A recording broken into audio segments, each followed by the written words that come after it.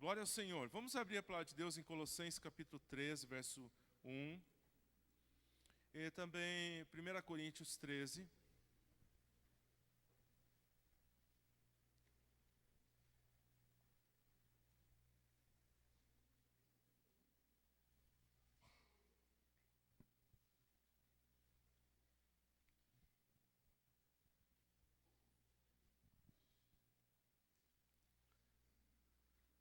Colossenses capítulo 13, verso de 1 em diante. E diz a palavra assim: portanto, se fosses ressuscitados juntamente com Cristo, buscai as coisas lá do alto, onde Cristo vive, assentado à direita de Deus. Pensai nas coisas lá do alto, não nas que são aqui da terra, porque morreste e a vossa vida está oculta juntamente com Cristo em Deus. Amém?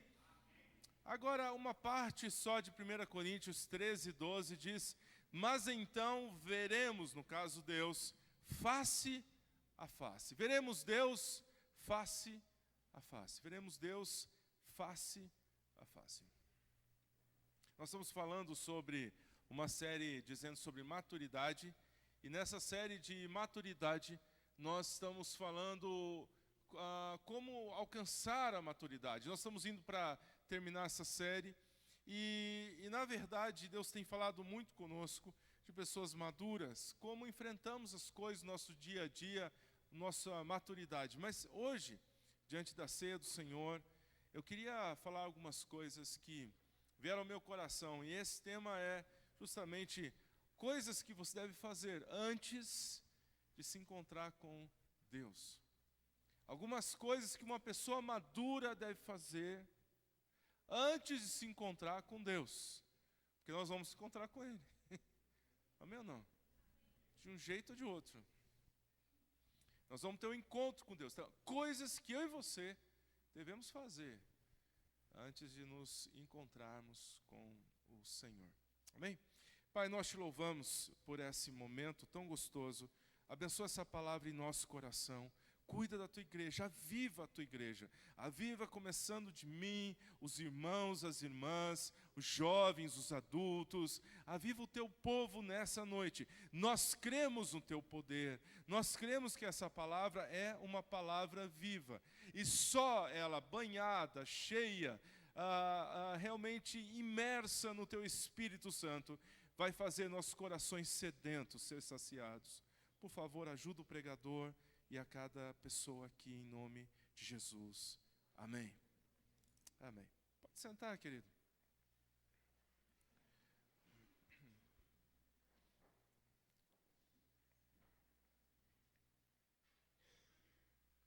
Um dia, eu e você estaremos diante do Senhor, não é?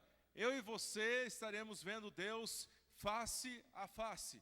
Estaremos diante do Senhor, eu e você. E quando eu falo eu e você acha que você vai estar acompanhado. Então eu vou falar diferente.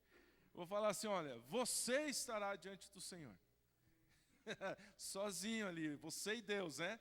Face a face. Eu também, face a face com o Senhor. Vai ser um dia extraordinário. É um dia que a Bíblia descreve de várias maneiras, mas o que eu gostaria de destacar desses versículos são as ordens que Deus nos dá.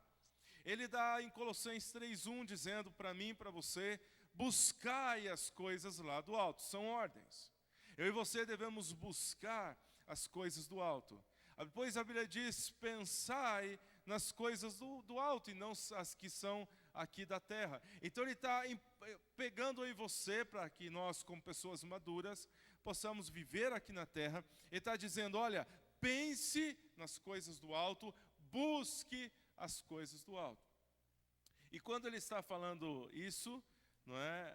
A Bíblia fala que nós colhemos aquilo que nós semeamos. Ou seja, uma vida sem Cristo é uma eternidade sem Cristo e naturalmente, então, uma eternidade de tormento, diz a Bíblia. Mas do outro lado, uma vida com Cristo é uma vida com a eternidade com Cristo. Você semeia aqui decisões com Cristo, você colhe uma eternidade com Cristo, e essa eternidade com Cristo vai ser junto com a família de Deus lá no céu. Então a Bíblia está dizendo para eu e você semearmos coisas eternas, buscarmos coisas eternas, porque Ele vai eternizar a nossa decisão. Se eu planto aqui coisas com Deus, eu vou colher lá em cima coisas com Deus. Se eu planto aqui coisas sem Deus, então eu colho lá também coisas sem Deus. O eterno significa que certamente vai acontecer o que Deus colocou em sua palavra. Será executado e será uma coisa para sempre. Então Deus está chamando a minha e a sua atenção, porque essa data é imutável. Um dia, e já Deus escolheu essa data, eu e você não sabemos, mas um dia eu e você e todo esse planeta vai estar diante do Senhor, nós vamos estar diante da sua face. E é tão impressionante isso, porque toda a raça humana se apresentará a Ele, os que creem e também os que não creem, com algumas diferenças teológicas, mas basicamente é isso. Então, na verdade, aqui, todos nós estamos acostumados a remarcar os nossos convites. Às vezes a gente fala assim, irmão, não vai dar, hoje, amanhã pode ser. A gente fala, irmão, olha, não dá essa semana, semana que vem. Mas esse compromisso já tem data. Jesus mesmo disse que o dia, a hora, o Pai sabe, só Ele sabe. Então é uma coisa que eu e você vamos ter que ir para lá, e nós vamos ter que chegar diante de Deus, nós vamos ter que estar enfrentando ali, e você não vai ter carteirinha de igreja nenhuma, e você não vai ter o telefone do seu pastor, e você não vai ter aquele irmão diácono que te ajuda na fé, e você vai ter que estar lá. E aí, o que a palavra de Deus nos chama a atenção é que vai se abrir um livro chamado Livro da Vida. Se o seu nome estiver nesse livro, se você confessou a Jesus como Salvador, se houve ali alguma coisa, então isso vai fazer a grande diferença para nós diante do Pai. A eternidade, muitos não param para pensar na eternidade, mas eu gostaria que nós pensássemos hoje nessa situação com pessoas maduras. Ali em Londres, tem um túmulo muito interessante que o pessoal diz, contando para nós lá, dizendo que tem uma lápide lá em um dos túmulos do cemitério de Londres. Sabe o que é lápide? Né? Aquela placa de cimento, geralmente, que o pessoal coloca, ou algum outro material. E as pessoas que passam por ali, tem uma inscrição que chama a atenção de todo mundo. A inscrição é essa: viajante, pare e pense. Eu estou na eternidade e você está à beira dela. Bem interessante, né? Você está passando lá e diz, ei, para aí, eu já estou na eternidade e você está marchando aí, está ralando aí, já você estará nela também. Portanto, nessa noite eu comecei a pensar assim, olha, eu quero estar lá, na presença de Deus, e mesmo que nós não queiramos, vamos estar. E estando na presença de Deus, o que você, com pessoas maduras, devemos fazer aqui nessa terra? Coisas que vão levar a gente poder chegar na presença de Deus, fazendo um checklist na nossa comunhão com o Senhor. Por quê? Porque estamos na mesa daquele que morreu por nós, diante da mesa da ceia, não é?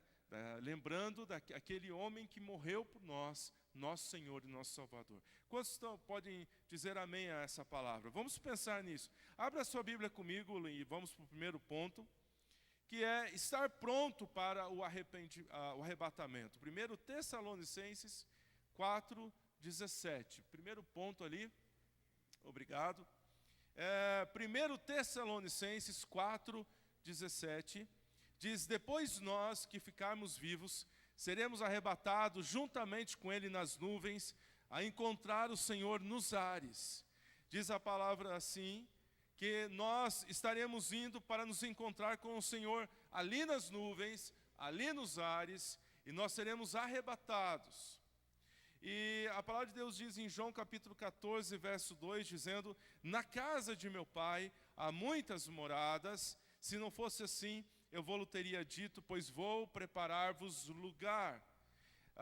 E virei outra vez e vos levarei para mim mesmo, para que onde eu estiver, estejais vós também.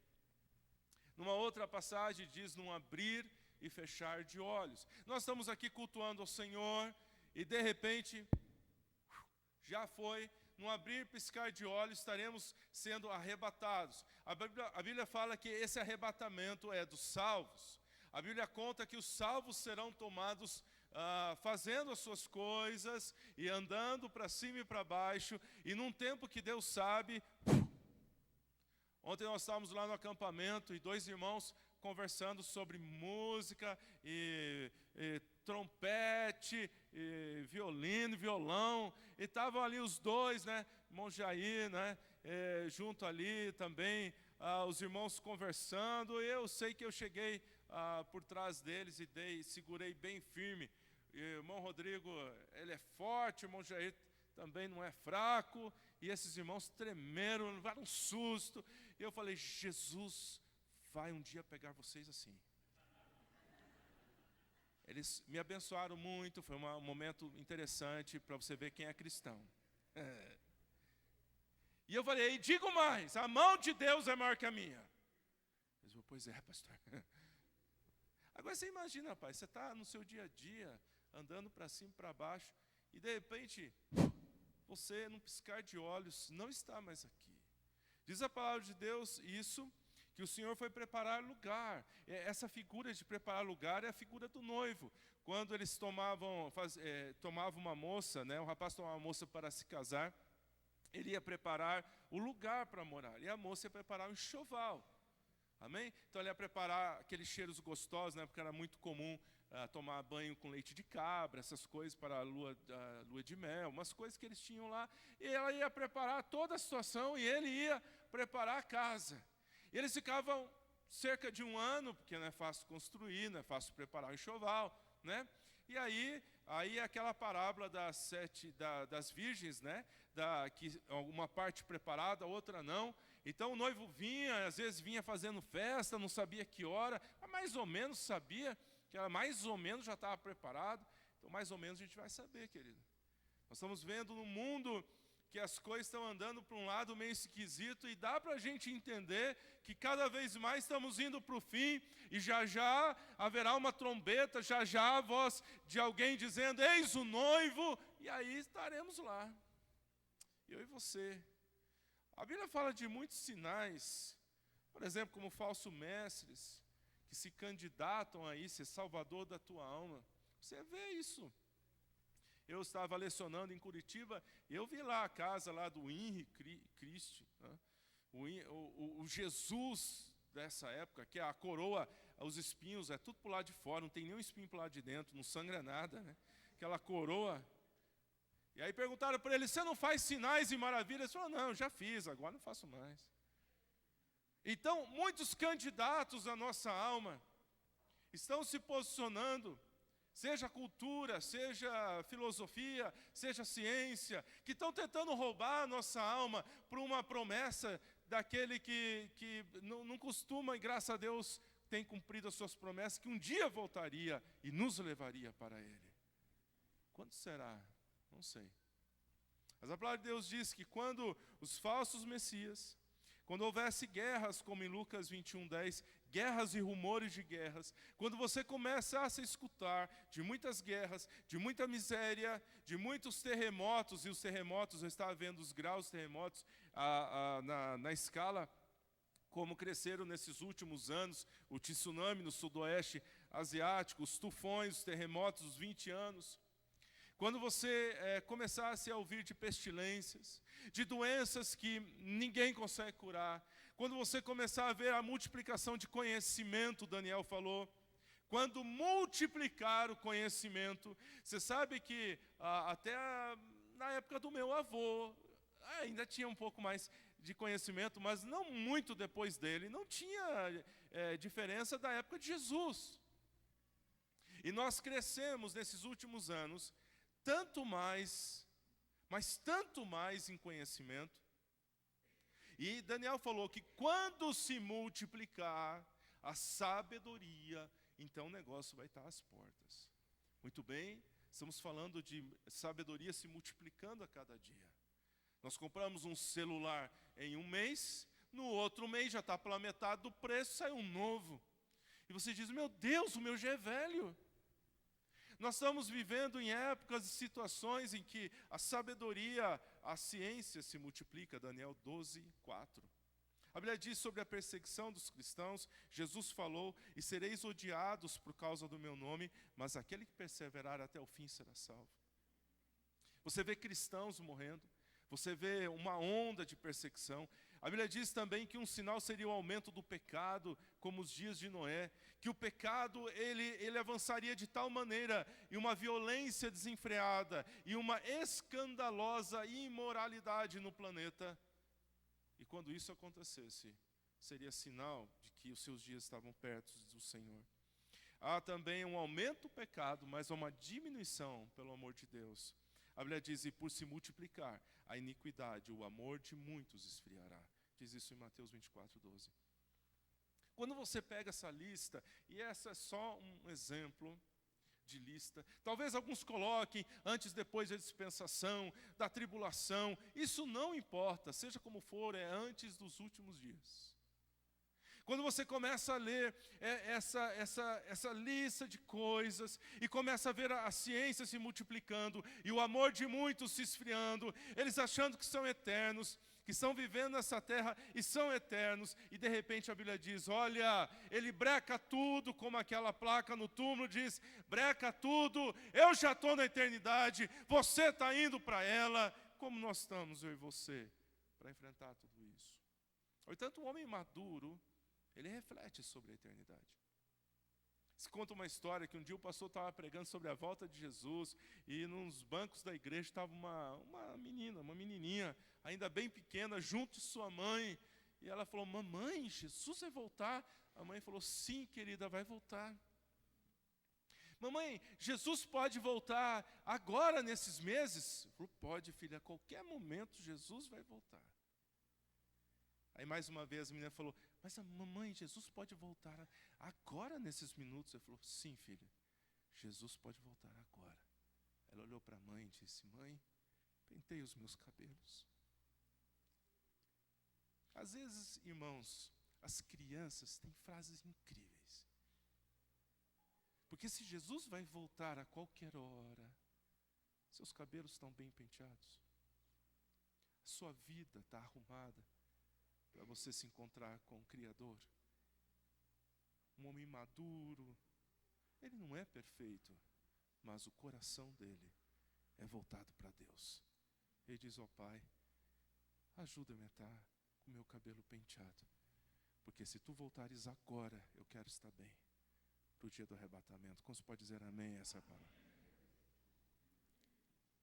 Às vezes, eu comecei a perguntar sobre isso, porque o que mais um homem maduro deveria fazer sabendo que Jesus está às portas? A Bíblia diz que você tem que saber, e saber muito bem sobre isso, quem é a pessoa que vai te acompanhar, porque o pastor não pode, mas a Bíblia diz um que pode. A segunda coisa aqui é 1 João capítulo 2, verso 1, diz assim, meus filhinhos, essas coisas vos escrevo para que não pequeis, mas se alguém pecar, nós temos um advogado para com o Pai, Jesus Cristo justo. E é muito interessante isso, porque Jesus sabe tudo de advocacia. Aqui nós temos alguns advogados na casa, louva a Deus pela vida deles. E nós sabemos que, como advogado, Jesus é o mestre. E ele tem uma estratégia um pouquinho diferente dos advogados que nós temos no dia a dia, que são formados em nossas universidades. Parabéns pelo lindo trabalho dos nossos advogados aqui. Mas eu tenho uma notícia, ele faz um jeito diferente. E se você der uma olhada em Jesus Cristo, ele é um advogado diferente, porque já começa pelo nome dele. A Bíblia diz que essa terminologia advogado, ela tem uma tradução que é paráclitos. E paráclitos é justamente aquele que é chamado para estar do lado, até aí é igual. Ele é um paráclitos, é uma pessoa que é chamada para estar ao nosso lado. Você pode dizer amém para que Deus esteja do nosso lado, amém?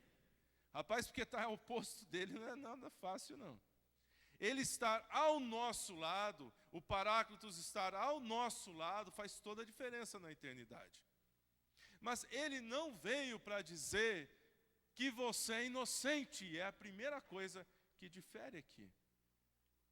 Ele não vai chegar para Deus dizendo, olha, aqui nós temos aqui o Levi, olha, pai, ele é inocente.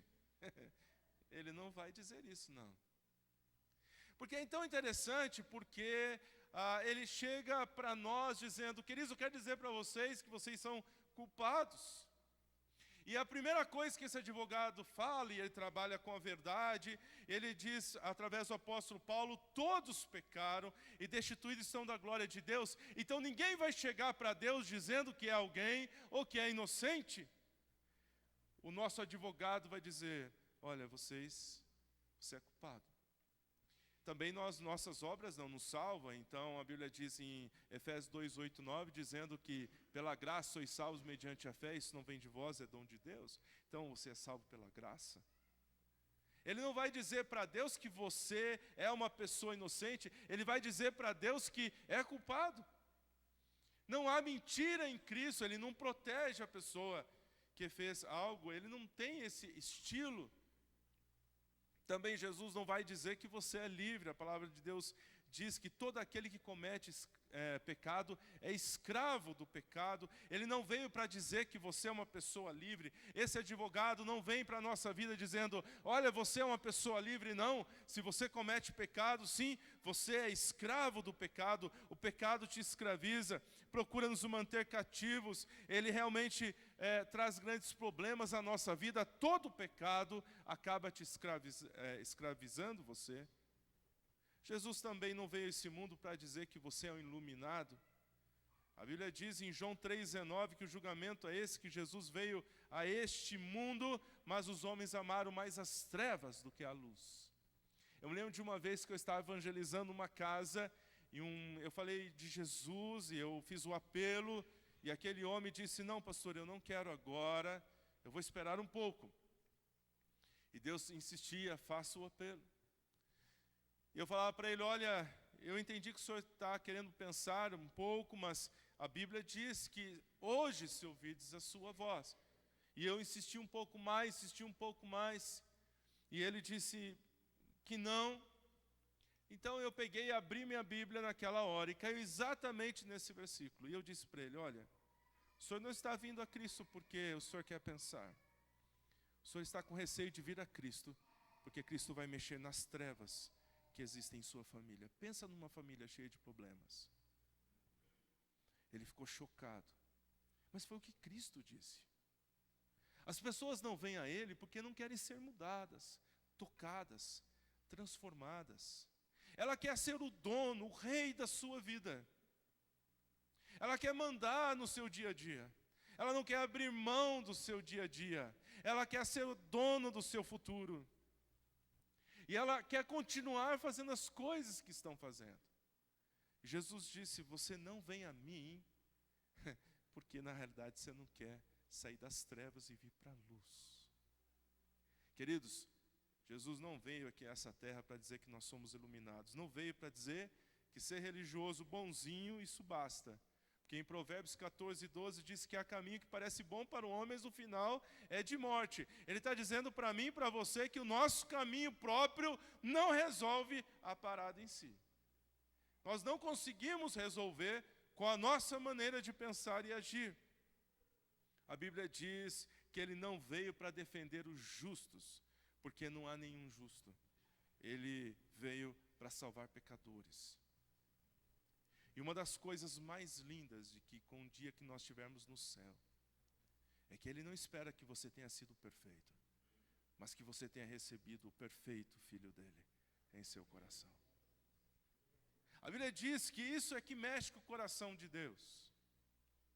Ele não veio a defender justos, mas veio salvar pecadores. A Bíblia diz em Mateus 9, 12, não necessitam de médicos sãos, mas sim os doentes, porque o Filho do Homem não veio buscar e salvar, ou veio buscar e salvar o que se havia perdido. Lucas 19, 10. Então Jesus, Ele quer que você possa ter noção de que tipo de advogado Ele é. Ele dirá naquele dia, Pai, aqui está fulano, algo assim, ou fulana, sim, um pecador, mas um dia, naquele culto, naquele momento, naquela hora, ele como imperfeito disse, ó Deus, sou um pecador, mas tem misericórdia de mim e seja meu advogado. que faz a diferença na eternidade, diz a palavra, é quem você vai ter do seu lado. O Pai dirá o que em Mateus 25, 21, enquanto nosso tecladista está chegando, respondeu-lhe o Senhor: muito bem, servo bom e fiel, foste fiel no pouco, sobre o muito te colocarei. Fiel no pouco. A terceira coisa que eu acredito que nós devemos nos preparar como maduros diante do Senhor é aumentar os nossos tesouros nos céus. Olha, eu fiquei pensando, que coisa que eu gostaria de fazer se eu tivesse que ir embora dessa terra. E que fosse, olha, aumentar os meus tesouros. Olha o que diz a Bíblia aqui, em Mateus 6, 19. Não ajunteis na terra tesouros, onde a traça e a ferrugem tudo consome, e que os ladrões minam e roubam, mas ajuntais tesouros lá no céu, diz a Bíblia, onde nem a ferrugem consome, os ladrões não minam e nem roubam. E eu estava lendo a passagem bíblica, eu me choquei. Eu não sei, não lembro, pode ser que tenha tido, mas eu não me lembro de ter visto nunca ninguém pregar sobre Lucas 12, 33. E se você quiser abrir lá, abra lá, Lucas 12, 33. Fiquei chocado, isso choca a gente. Essa palavra de Jesus é muito forte. Ele diz aqui: vendei o que tendes e dai esmolas. Eu fiquei chocado porque é um verso que Jesus Cristo disse claramente.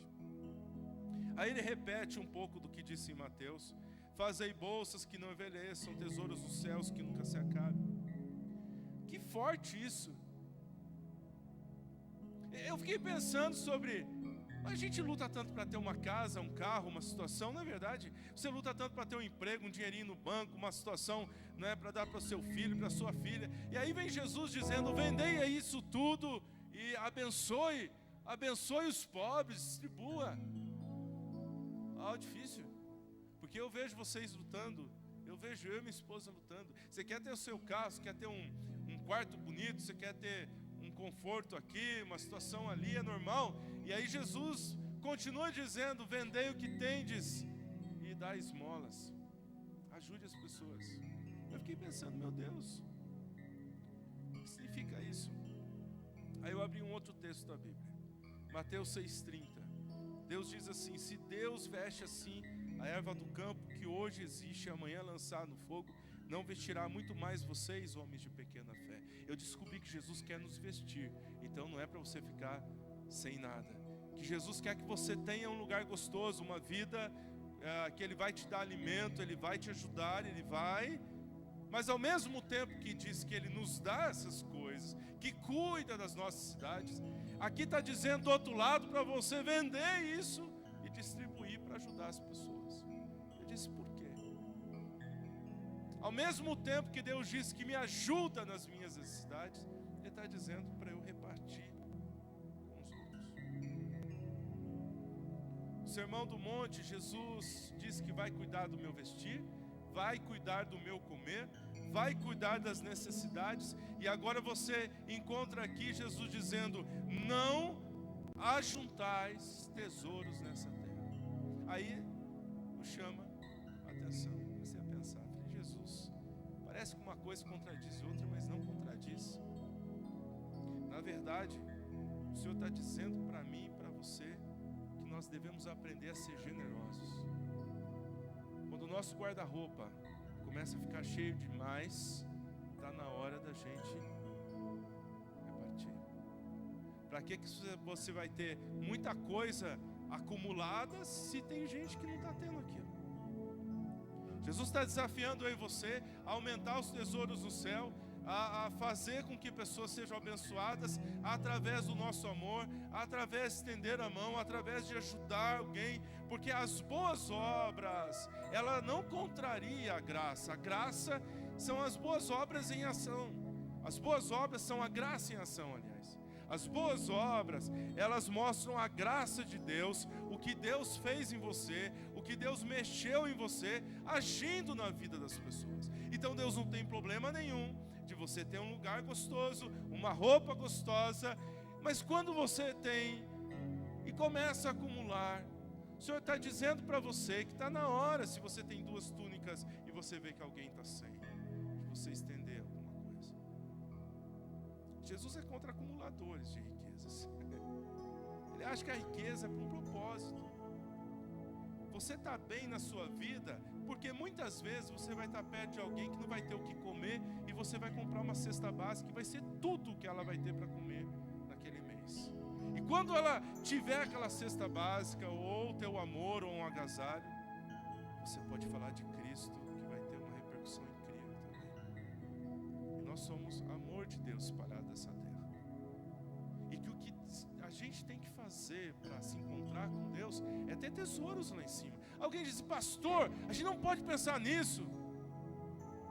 E confundem 2 temas. Salvação é pela graça. Ajuntar tesouros do céu é uma ordem de Cristo. Você é salvo pela graça, mas lá no céu, meu amigo, você tem que ter frutos do amor de Deus.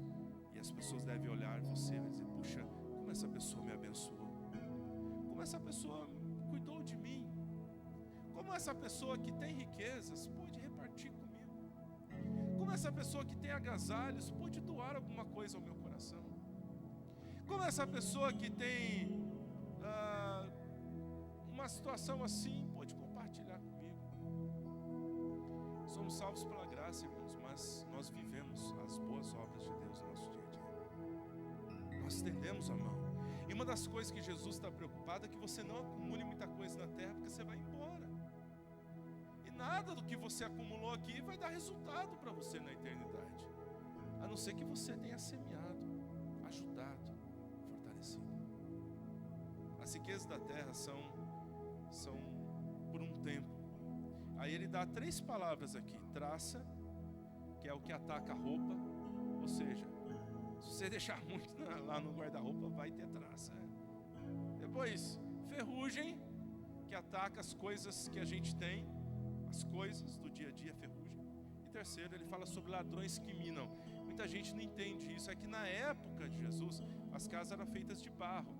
Então, quando tinha casa, para o ladrão entrar na casa, ele não precisava entrar pela porta. Ele dava uma cavadinha no barro e já deu.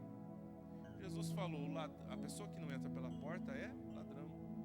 Porque ele vai lá atrás da casa, enquanto você saiu para tomar um cafezinho, e ele cavou no fundo, entrou na tua casa e saiu, e você não percebeu. Então o que Jesus está falando, essas coisas vão ficar. Use a tua riqueza, seja rico, seja próspero, mas use tua riqueza para fazer o bem para as pessoas, para que você tenha um galardão lá no céu. Um dia, conta uma história, né? Eu escuto essa história na Igreja Batista há muito tempo, e diz que o rapaz muito rico, ele morreu e tinha também um empregado, e o empregado morreu também. E chegou lá no céu, ele olhou a casa do empregado, rapaz, é uma baita de uma mansão, isso é uma figura. E aí ele falou: bom, se o meu empregado tem uma mansão, eu também tenho. E aí diz que o anjo foi levando ele para passear, para ver os seus tesouros, né? E chegou uma casa que mal estava de pé, só com uns pauzinhos e um telhado ali, olha, com guarda-chuva e mais um pouquinho. Ele diz: essa daí? Essa aí é sua. Ah, rapaz, aí.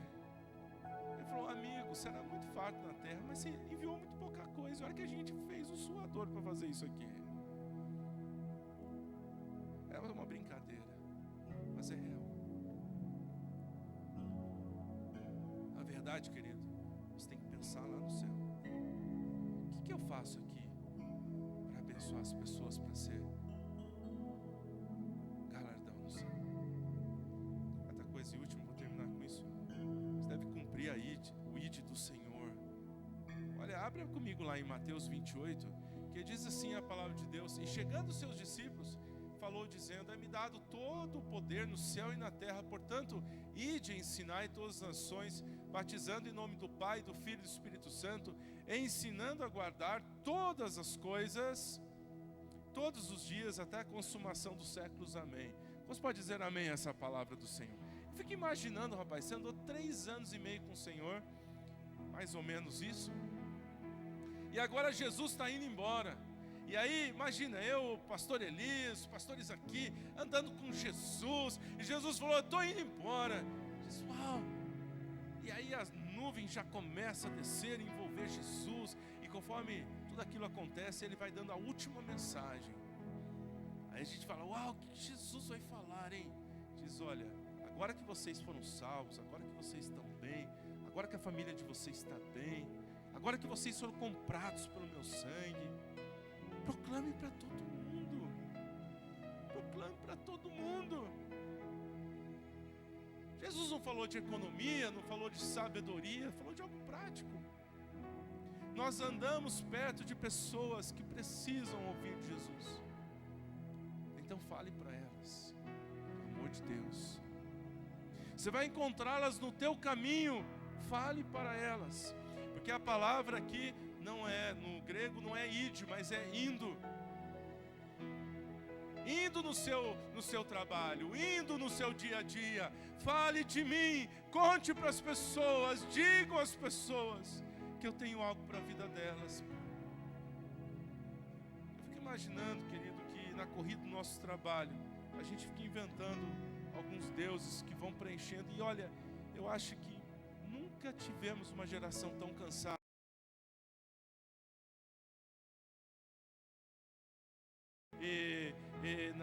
No lugarzinho deles, com a cadeira de balanço, e 8, 9 horas estavam dormindo, acordavam às 4, era o ritual deles.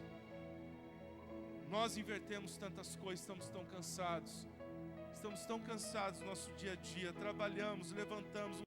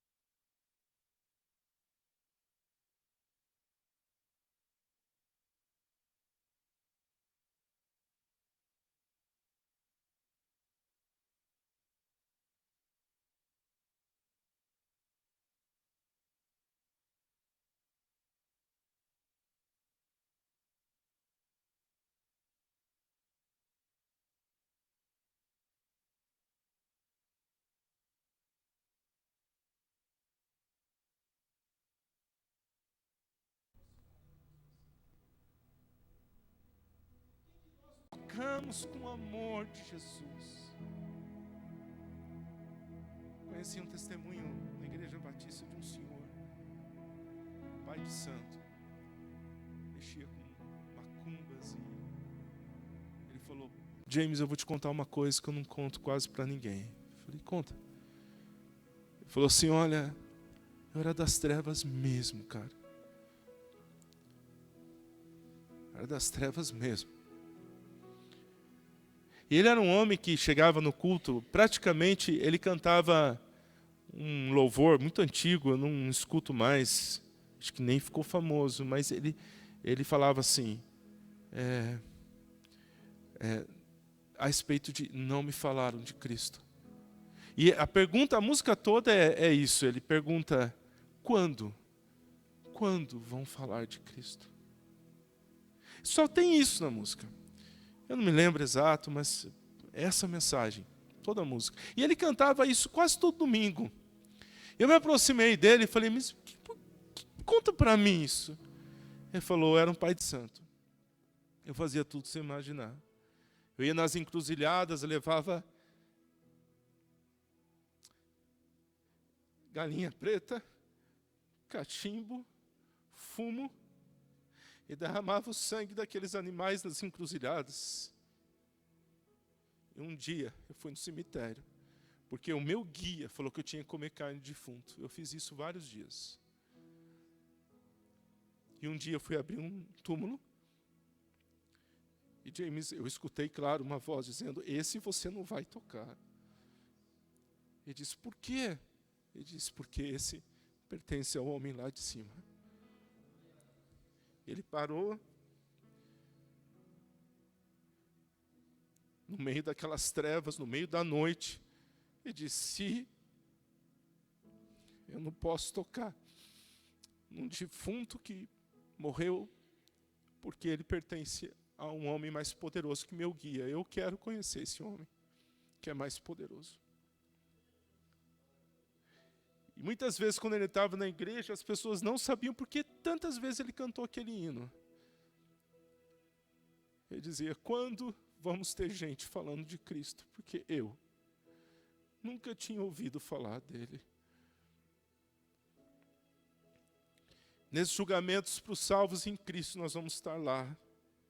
Eu não serei julgado por um anjo que nunca derramou uma lágrima. Não vou.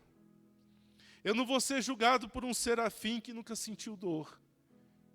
Não quero ser julgado por um querubim que nunca conheceu a tristeza ou desapontamento, mas eu serei julgado pelo meu Salvador. E a pergunta que não cala no meu coração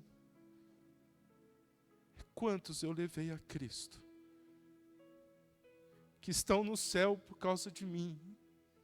Que um dia na minha caminhada estenderam a mão para mim. Quantos eu estendi a mão para eles? Eu posso ter todas as desculpas da minha vida, e elas podem ser muito boas, mas a pergunta fica: quantas pessoas eu levei para o Salvador? Porque a última coisa que ele disse foi essa: ide por todo o mundo e pregai o evangelho a todas as criaturas, batizando, ensinando, cuidando.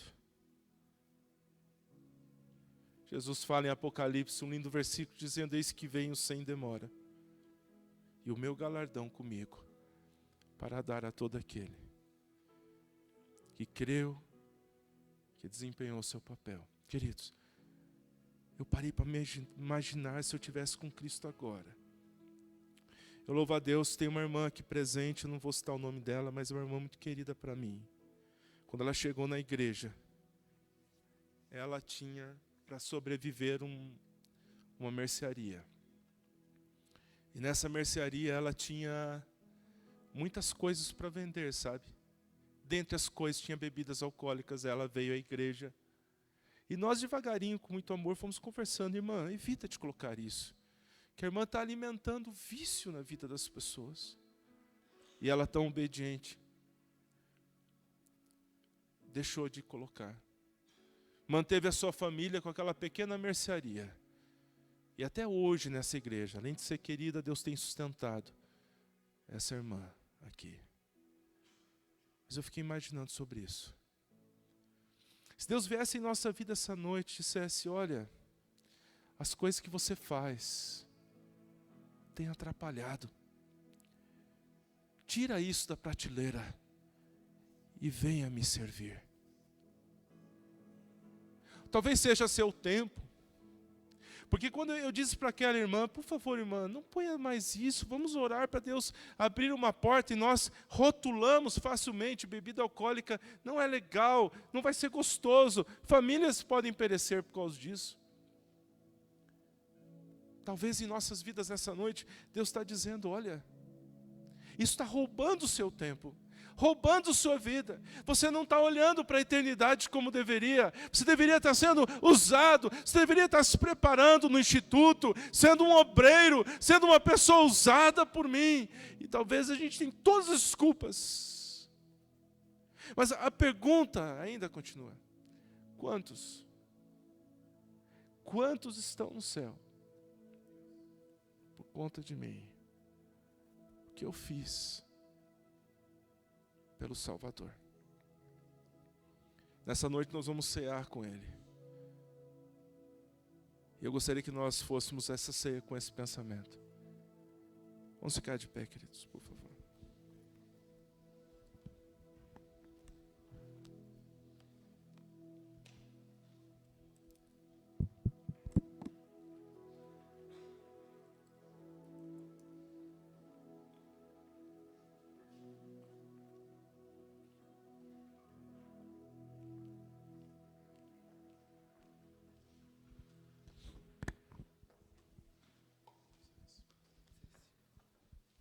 Vamos preparar para a ceia. Os irmãos, por favor.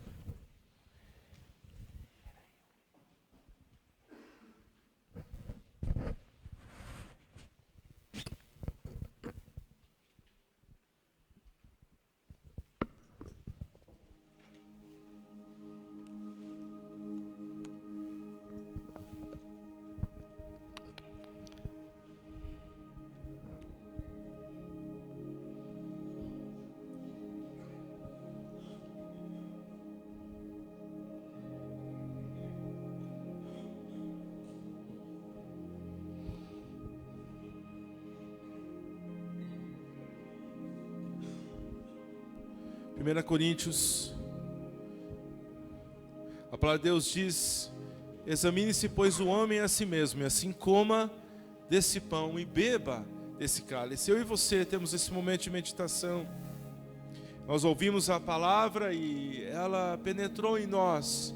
Gostaria que você abaixasse sua cabeça e se tem alguma coisa que você tem que consertar nessa noite, você e Deus possa estar derramando agora diante do Salvador, antes de nós ceiarmos, fazendo as nossas orações, nossas confissões, dizendo, Senhor, olha, eis-me aqui, faz algo sobrenatural ainda nesse ano em minha vida.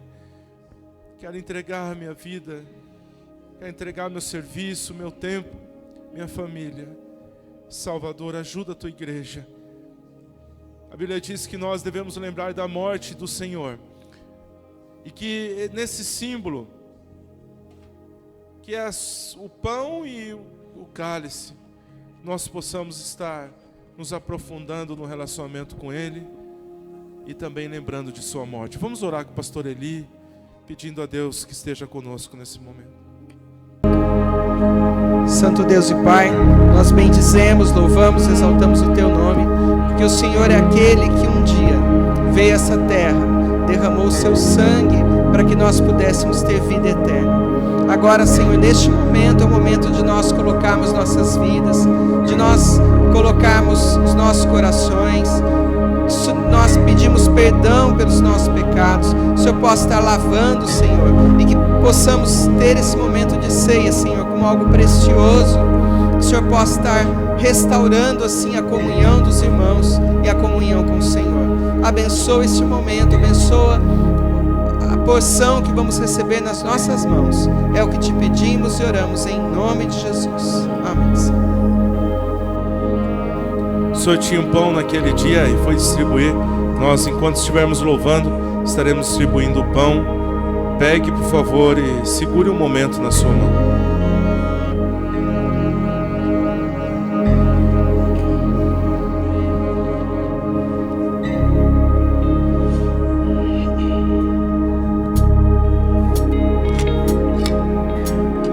Nasci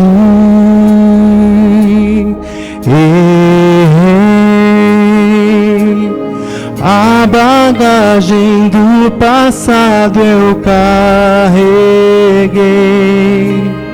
me vi e percebi que estou preso por erros que cometi.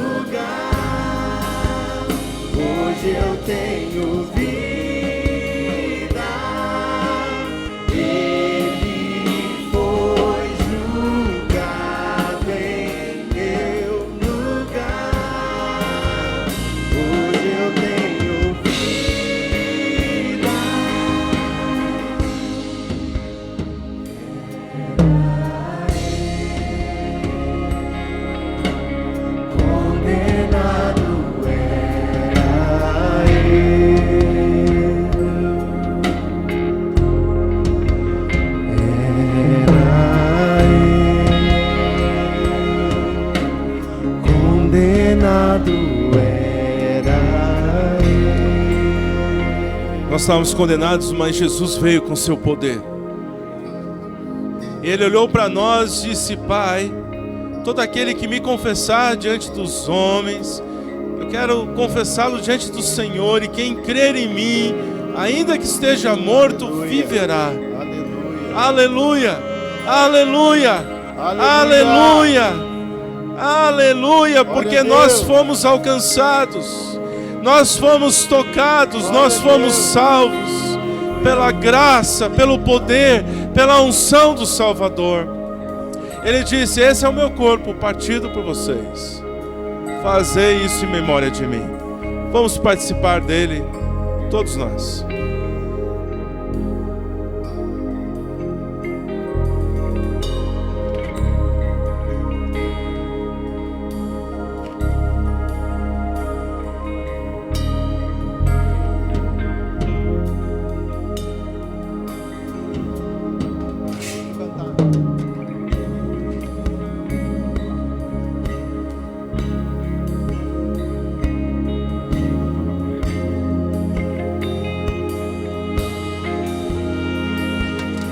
Era eu, condenado era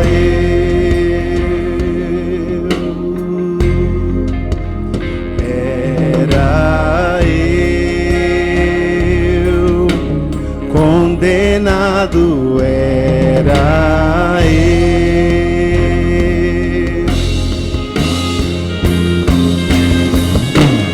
Ele foi julgado em meu lugar.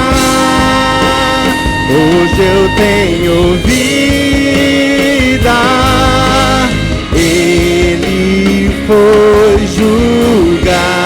em meu lugar. Hoje eu tenho vida, escandaloso amor me encontrou. Hoje eu tenho vida, escandaloso amor.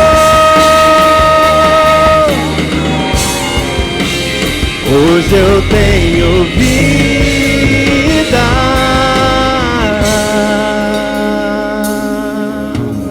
Eu era condenado.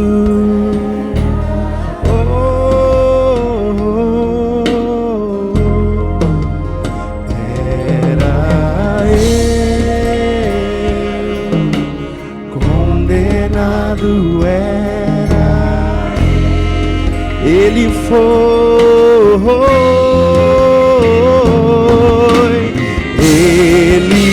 foi julgado em meu. Hoje eu tenho vida. Ele foi julgado em meu lugar.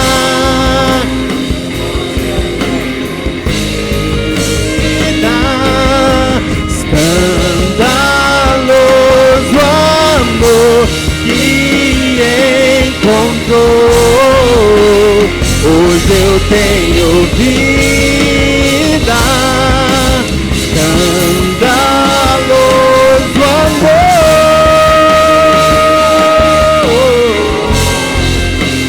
Hoje eu tenho vida. Quem não recebeu o cálice? Alguém ainda não recebeu o cálice?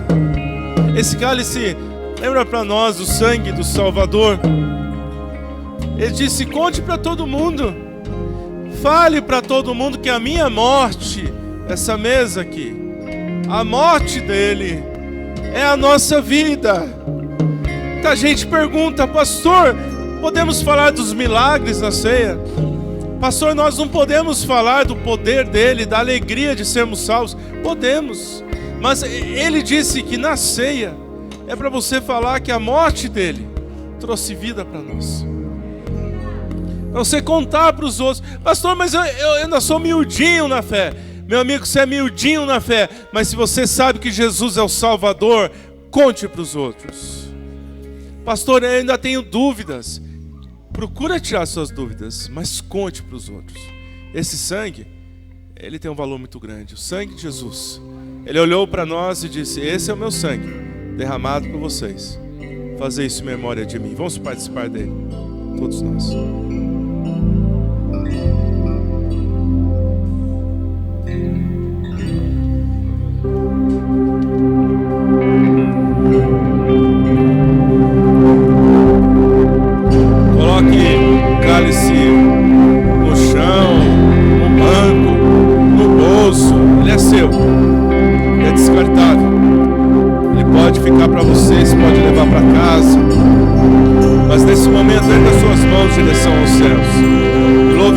Pela salvação que Ele te concedeu, pelo sangue do Cordeiro.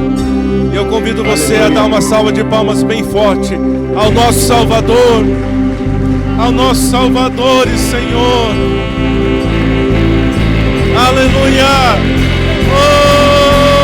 Pra sempre exaltado é, pra sempre adorado é, pra sempre Ele vive, ressuscitou.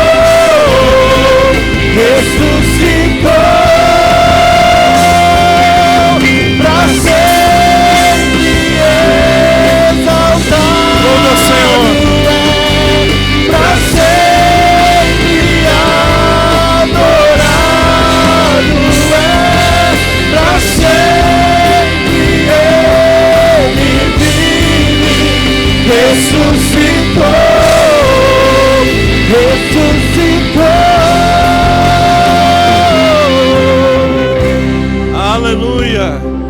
Pai, nós te louvamos pela tua palavra, ela é tão poderosa.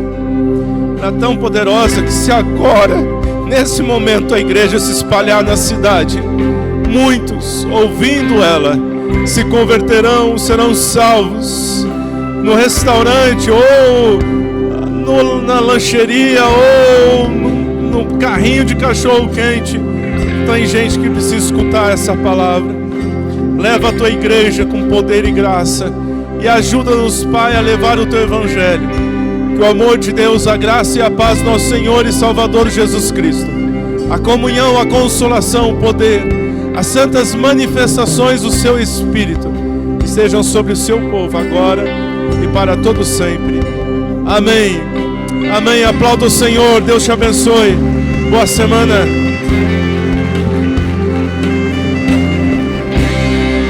A terra estremeceu, sepulcro se abriu, nada vencerá.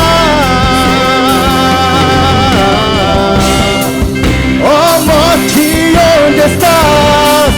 O Rei ressuscitou, Ele venceu. Oh, cante bem forte, aleluia! Pra sempre exaltado é, pra sempre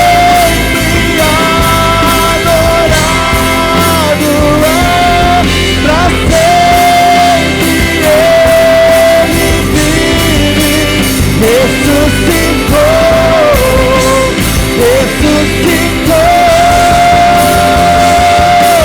pra sempre exaltado é, pra sempre adorado é, pra sempre Ele vive, ressuscitou, ressuscitou.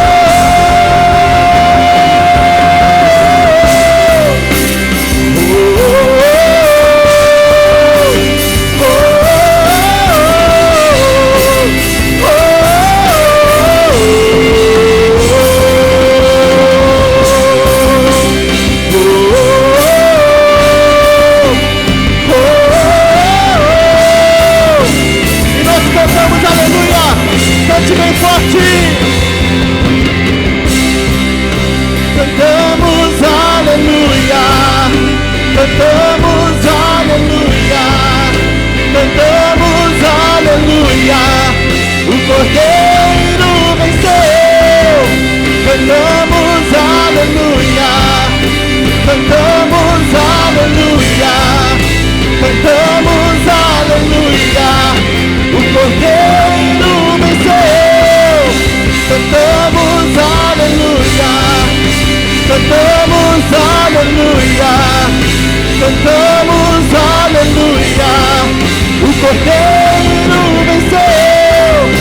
Cantamos aleluia, cantamos aleluia, cantamos aleluia, o Cordeiro venceu. Uma boa semana para você em nome de Jesus, amém.